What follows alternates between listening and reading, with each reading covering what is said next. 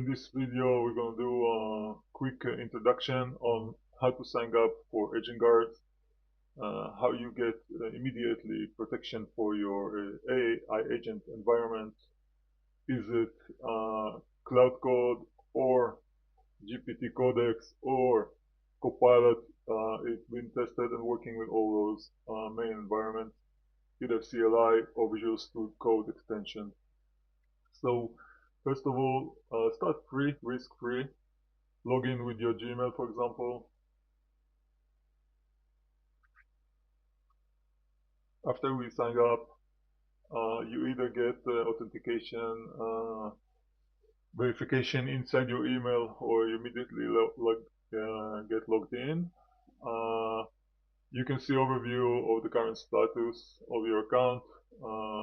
Actually, free account, you get 5,000 prompt check, and over time you can see how you're doing. You can generate your API keys. Free tier has one API key. If you generate it, just give it a name. Let's call it Claude Code. Right. Please copy this key.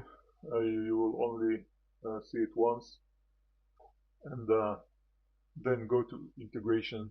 Let's do integration with Claude Code. You have three options: hooks, which are more secure; MCP, which more flexible; and gateway API, which we won't talk in this video. Let's choose the most restricted hooks, and then paste your API key. It will generate for you the setting JSON that when Claude Code open up, it will immediately load those hooks. And those hooks, actually what they do is very simple.